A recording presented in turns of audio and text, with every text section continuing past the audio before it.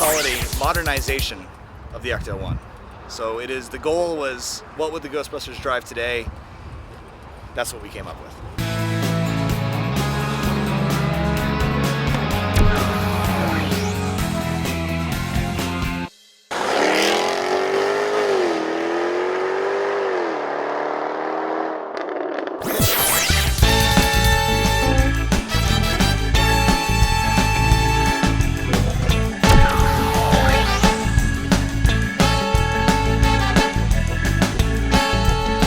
So there's a large fan base of Ghostbusters, and there's many discussion boards online, and the topic would always come up, what would make a good Ghostbusters car today?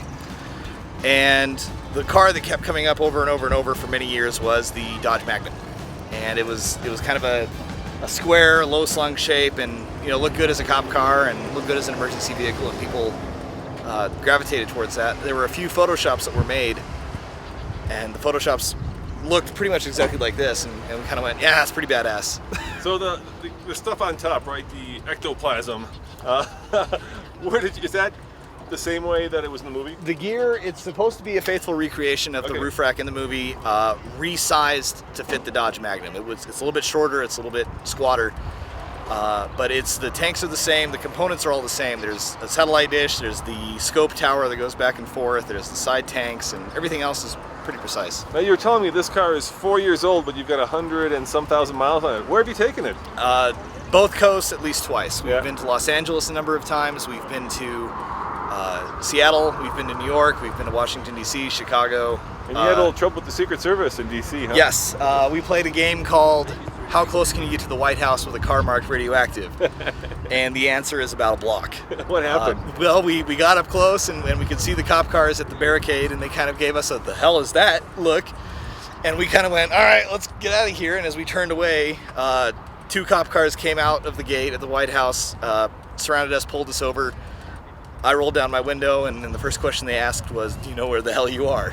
And you said yes? I said, I don't know. So it was a heck of a time. They kind of did the whole good cop, bad cop thing. There was a guy that was very upset that we had a car that had all this gear on it, that we were that close to the White House. And when they went back to their cars to talk, we didn't know this until afterwards, but one of our passengers overheard him saying, that's the most badass thing I've ever seen.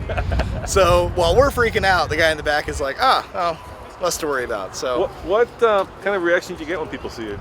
First of all, people know, I take it, it's a Ghostbusters car. I mean, it's got the ghost and the bus sign, so it's pretty... People identify it pretty quickly. Yeah. Some people don't. The question I get asked more often is then, what is it, is, are you real? People want to know if we're actually Ghostbusters, and I have to tell them, no, it's a replica movie car club from Denver.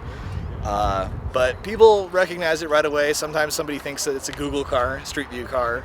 We've even got people thinking that it's a hydrogen fuel cell car, and some taxi driver will say, like, my people in my village need this, and I'll be like, no, they don't. They don't need a horrible 80s reference cruising around. So, because the original car was a funeral car, right? It was a 1959 Cadillac Miller Meteor. It's called a duplex or a combo ambulance. Back in the day, they didn't have ambulances and hearses. They did double duty. And so you would have the Cadillac, and it would have rollers in the back for caskets, but when you had to go get somebody, you would have jump seats that would flip up for paramedics, and so you could fit a stretcher in there. So they did both. Which was handy if somebody happened to die while they were in the ambulance. Exactly, yeah. What's the hardest part of recreating a car? I mean, it's got to be something that is there instructions on the internet? I mean, can you go on the internet and find out how you build that? There are parts lists, there are dimension lists, there are people out there that will say these are the kinds of things that a Ghostbusters car needs to have. Right. The hardest part is coming up with like a cohesive vision. And it sounds kind of egotistical to think you got it just right, but I think that when you have just the right amount of caution striping, or the right color of a light bar, or the right size of something, when your roof rack is not 30 inches tall, it comes out a little bit better. And you said some of those parts are from the original car? Yes, the tanks are exactly the same part as what is in the original Ecto 1. We had an opportunity to visit the actual car itself, filming vehicle in Los Angeles a number of years ago, and there were some few loose parts in that car that we scavenged and have placed inside there. So it has now bits of the original Ecto DNA. So there's a little DNA of the original. Exactly. So am I right does that say Dan on there? That says Dan Aykroyd, and he wrote Ray and circled it. How did you get Dan Aykroyd to sign it? He promotes his vodka across the country, and he'll do signings. And we showed up for a signing and stuck the car outside, and he came out and saw it, and he was very nice. He was very kind. Was that pretty cool? That's gotta be pretty cool. Yeah, it was a good moment. It was a check off a bucket list. Yeah.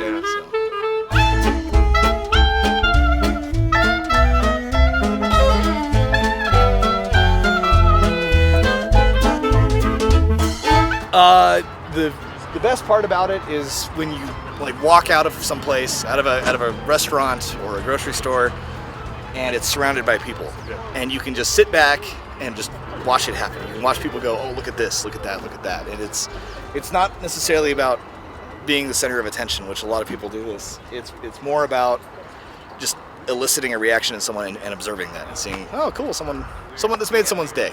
Well, thanks for sharing it with our readers and viewers. Thanks so much.